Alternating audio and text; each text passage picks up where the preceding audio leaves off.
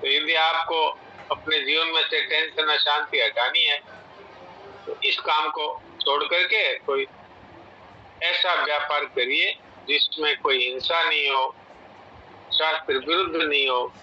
अब मांस का व्यापार करे और सोचे कि मुझे शांति मिल जाएगी, तो कैसे मिलेगी? एक जैनी सज्जन थे, जैनी। अब जैन धर्म में तो अहिंसा परमो धर्म है और वो करते हैं मांस का एक्सपोर्ट। तो बताइए उनको उनका संताप कैसे मिटेगा? इसलिए भगवान ने यहाँ पर अध्यात्म चेतना दिया कि विवेकवती बुद्धि होनी चाहिए और परमात्मा की तरफ चलने की का उद्देश्य होना चाहिए कोई भी कार्य करे तो। इसलिए अध्यात्म चेतना। अपने मारवाड़ी में कहें तो चेतोरा कर काम कर भाई, ये अर्थ है। ये जो वैसे तो काम मत कर। मैया अर्पित मनोबुद्धि यही है क्या?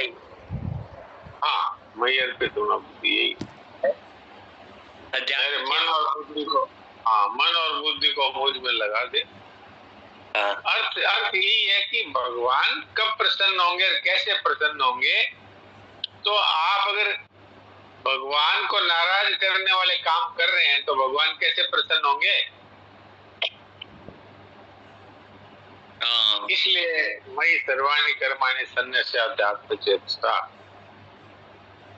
सरदार साहब ने एक राजू चिनालिया था, उसने आलू की फैक्ट्री लगाई थी।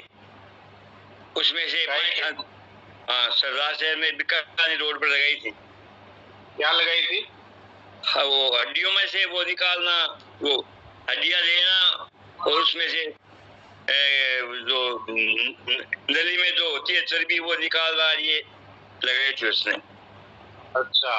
और वो व्यक्ति इतना दुखी हो गया था कि अपने खुद की सुसाइड करने की सोचने लगा। वो स्वामी जी का कलकत्ते में कोई प्रवचन था, उसमें गया वो। वहां जाकर के उसने ये बात की, मेरे ये समस्या हो रही है। तो स्वामी जी ने कहा तुरंत उसको बंद कर दो काम को। कि मैंने उसको उठाया, तब जाकर के मेरे को चैन मिला। ये बात है।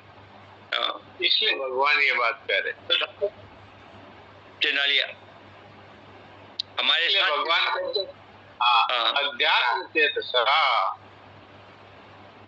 कि भाई विवेकवती बुद्धि से ये जीवन में कैसे, जीवन में तो सीधी बात है, सीधी बात है कि भाई जो जिससे भगवान नाराज होते हैं वो काम नहीं करेंगे, बस ये निश्चय है। वो अब निराश नहीं, संसार के उठपटांग काम है उससे पीछा छुड़ा ले। हाँ, उठपटांग करेगा तो खुद भी अशांत होगा और दूसरों को भी अशांति करेगा।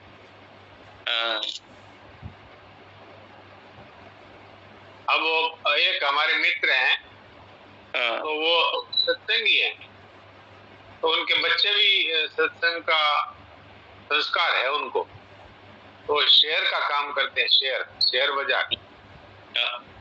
तो मेरे से पूछा कि शराब है ना, शराब के शेयर है, तो शेयर खरीद लें तो उससे नफा हो सकता है, तो खरीदने चाहिए या नहीं? मैंने कहा बिल्कुल नहीं खरीदने चाहिए। क्यों? उससे जो नफा होगा वो तो एक प्रकार से शराब के बिक्री को बढ़ावा देना हुआ, तो इसमें हम क्यों शामिल होवें? तो उन्होंने फिर तुरंत उस विचार को हटा दिया। तो ये बात क्या है? शेयर का मतलब होता है उसमें हमारा हिस्सा होता है। अब अगर उसमें नफा होगा तो उसमें हमारे को वो पैसा मिलेगा, तो नफा होगा, तो इसका अर्थ तो यही हुआ कि शराब की बिक्री हो तभी तो हमारे नफा मिलेगा। तो हम उसके अंदर एक प्रकार से अगर पैसा लगाते हैं तो एक प्रकार से हम शराब का व्यापार ही करने वाले हुए। तो ये उसका वो प्रत्यक्ष उदाहरण अभी अपने सामने है। सर्दी है बहुत। केजरीवाल साहब, जैन साहब, सिसोदिया साहब जेल में पड़े रहे हैं। ये साहब का धंधा ही था।